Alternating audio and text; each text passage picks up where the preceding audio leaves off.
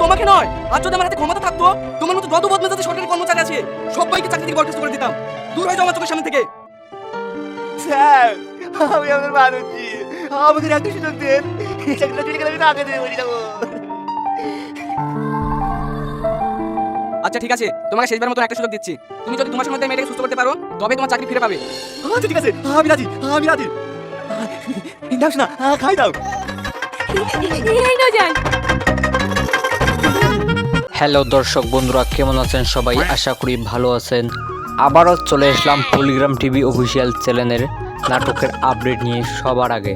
আপনারা সবাই Polygram TV official চ্যানেলের নাটক বিরক্ত পার্ট 1, 2 দেখে নিয়েছেন, আর 3 আসার অপেক্ষায়।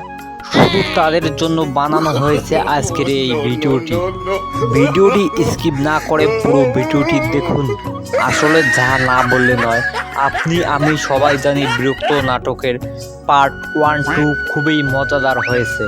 পলিগ্রাম টিভি অফিসিয়াল চ্যানেলের নাটক মানে ব্র্যান্ড। বিরক্ত নাটকে অভিনয় করেছেন অনেকেই, তাদের মধ্যে মূল চরিত্র ছিল টনি অ্যান্ড সালমা।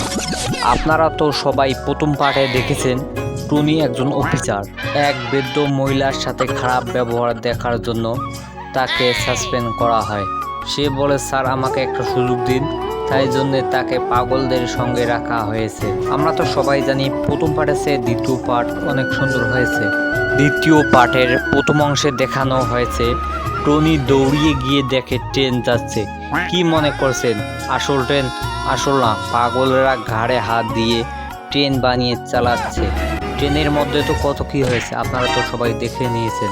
মাঝের অংশে রিয়াজ পাগলদের মধ্যে একটি খেলার আয়োজন করে, সেখানে একটি পাথরের বল রাখা হয়। পাগলদের বলে যে এই বলটি দিয়ে গোল দিতে পারবে তাকে আমি বাড়িতে পাঠিয়ে দিব। আপনারা কি পাথরের বল দিয়ে গোল দিতে পারবেন পা দিয়ে? যদি পারেন তাহলে কমেন্ট করে জানিয়ে দেবেন, তাহলে আমি বলটি নিয়ে যেয়ে আপনাদেরকে দিয়ে দিব। আর এখনও যারা বিরক্ত নাটকের পার্ট 1, 2 দেখেন নাই, তারা পলিগ্রাম টিভি অফিসিয়াল চ্যানেলে গিয়ে দেখে নিন। আর টনিকে বলা হয়েছে ওই পাগলদের মধ্যে সুস্থকে যদি বলতে পারে তাহলে তাকে আবার চাকরিতে নেওয়া হবে। টনি বলতে পারে না। শেষের অংশে একটি মেয়ে টনিকে তার বয়ফ্রেন্ড মনে করে, আর সেই পাগল মেয়েটা টনির হাতে ভাত খেতে চায়। টনি বলে আমি পারবো না। সেই সময় তার বস আসে।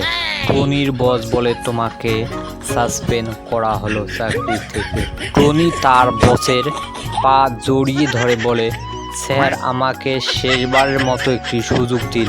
টনির বস বলে, তোমার মতো অমানুষকে আমি সুযোগ দিতে পারবো না। টনি আবার বলে, স্যার আমাকে শেষবারের মতো একটি সুযোগ দিন। টনির বস একটি পাগল মেয়ের দিকে তাকিয়ে বলে, তুমি যদি এই মেয়েটাকে 2 মাসের মধ্যে সুস্থ করে তুলতে পারো তাহলে তোমাকে চাকরি ফেরত দিব। আপনাদের কি মনে হয় টনি কি পারবে পাগল মেয়েটাকে সুস্থ করে তুলতে? আপনার যদি মনে হয় টনি পাগল মেয়েটাকে সুস্থ করে তুলতে পারবে তাহলে কমেন্ট করে জানিয়ে দিন। আমরা জানি পাগলদের সুস্থ করে তুলতে অনেক সময় লাগে, আর সেখানে টনিকে মাত্র 2 মাস সময় দেওয়া হয়েছে।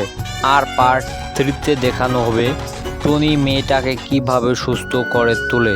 মেয়েটাকে সুস্থ করে তুলতে টনির অনেক কষ্ট হয়, তারপর টনিকে চাকরি ফেরত দিয়ে দিবে তার বস।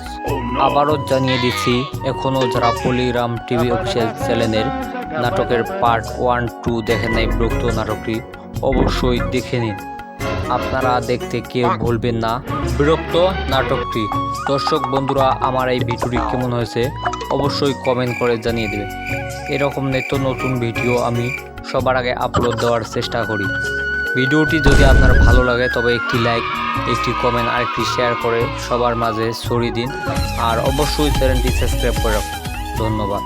और अगर तुम लोग नए हो तो सब्सक्राइब करो, वो जो लाल वाला बटन है उस पर फूट फेंक के मारो या फिर मोमबत्ती, मुझे नहीं पता, बस क्लिक हो जाना चाहिए।